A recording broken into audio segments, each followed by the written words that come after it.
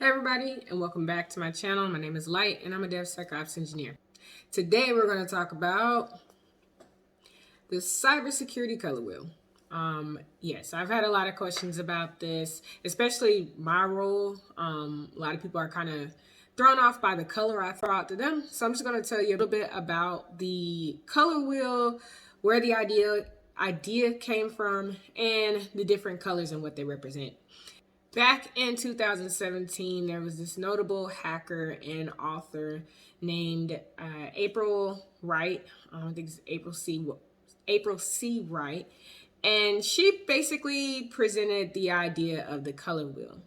The wheel pretty much consists of 6 colors, which I'll section out into primary colors and secondary colors, just like the, art when we first learned about colors. So those colors, those primary colors are yellow, blue, and red. And then the secondary colors are a mixture between the primary colors, so green, orange, and purple. So we'll touch on all those and the different cybersecurity teams that are associated with them. So starting with primary colors, and no, we're not going to start with red. We're starting with yellow. Yellow stands for the builders. This team is pretty much responsible for developing the security system for an organization. They may appear as app or software developers who are expected to create some secure code. Then you have blue, and blue represents the defenders, blue team. This group is basically tasked to protect the system that's created by the yellow team. They're responsible for implementing defensive security, damage control, such as incident response. They take on the role of threat hunting, operational security, data forensics. The list goes on. Next, and the last primary color that we'll talk about is what everybody loves, red teaming. Red represents the breakers. And they're the team that has the sole duty of performing ethical hacking on the organization or company that they are aligned with. They are pretty much authorized to do whatever it takes to breach the security defenses. They also perform more than just the penetration testing. Remember in my previous video when I said pen testing versus ethical hacking, these are the people who are going to do compliance testing, black box testing, web app scanning, social engineering, and a whole slew of other attacks just to see what they can break and get into so that they can later help in the secondary colors to be able to increase the security of the organization. So that's it for primary colors. Now we'll move on into secondary colors. So think of the secondary colors as more of a hybrid of, merging the 3 primary colors together.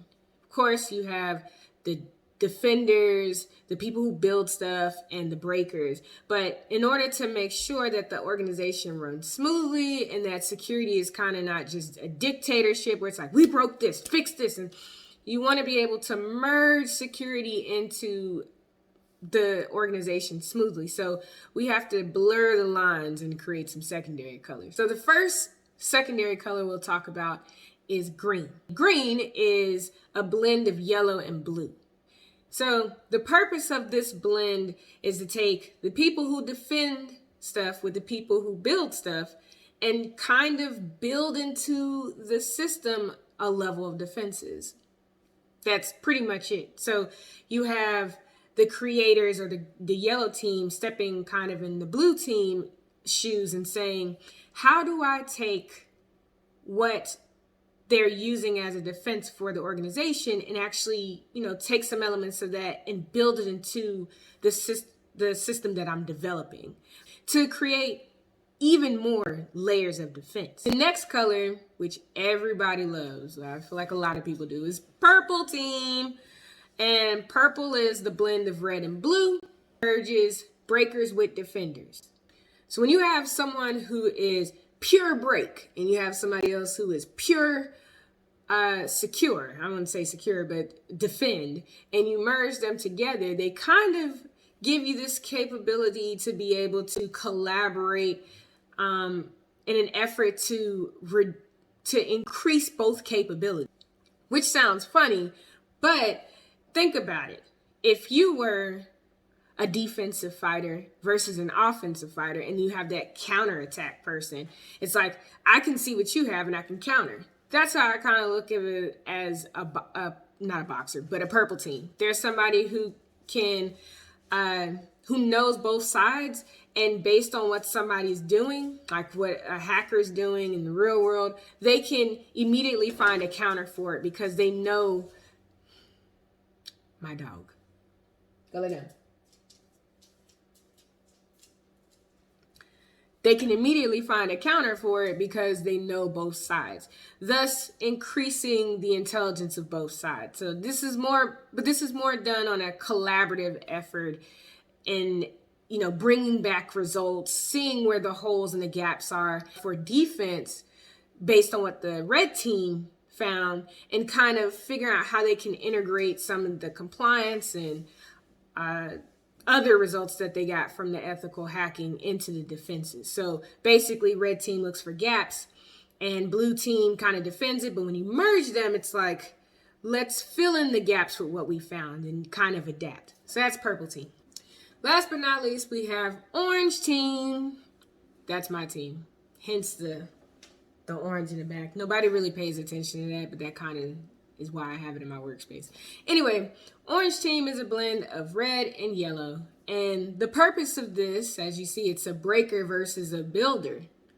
So what you're in essence doing is kind of proactively finding gaps in the development of the application. And this is kind of where DevSecOps kind of comes in, or this is where DevSecOps comes in, or application security engineers fall into, because you're actively finding gaps in the development of the application site or whatever is being built. And from there, you're able to align yourself with certain practices, such as best secure coding practices for the language you're using, best frameworks, all these things. You can actively secure the application through the development process. So if you haven't caught on, I think what the biggest point that April Wright was doing was trying to motivate people to collaborate. You have the primary colors, and obviously they seem like they're very separate in what they do. You have builders, breakers, and defenders. They kind of seem like they work against each other. Really, they kind of seem like they work against the red team, and that the red team is here to just smash it down. But that's not the case. You can blend everything that you're doing. You can blend security into the development phase. You can blend security you can blend techniques to help you be able to actively defend against attacks. You can see where some of the gaps are for attacks that you're launching. So on the flip side, if you're a blue teamer and you see that the red teamer is not being effective, it's like, you have no stealth whatsoever. I see exactly everything you're doing. We will stop you at the door.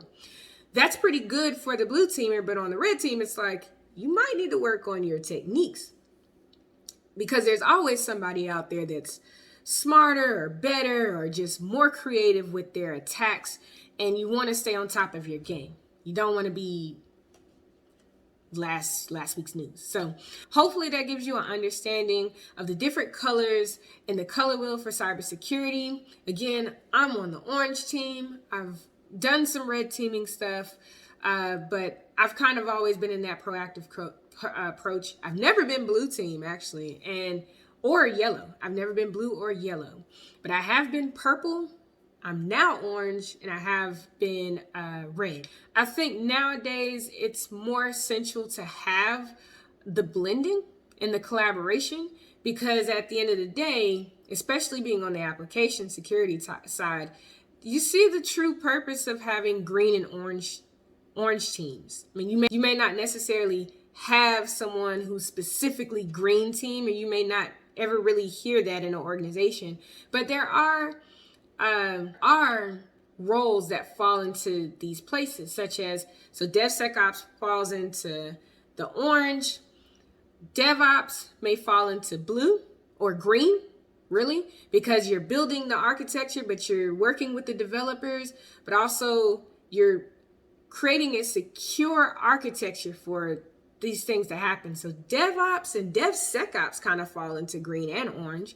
Of course, you always have the developer who's going to be yellow. You have the forensics and the incident response and threat hunting for blue. And then for red, you have the ethical hacking. You have the, you can also use the penetration tester. People who are kind of in compliance, they can do that as well. Purple is kind of like, to me, purple is like the security analyst in a sense. But if you have a different idea of what it may be, put it in the comments and let me know. That's all I got for today. So I hope that was helpful, and I'll see you guys next time.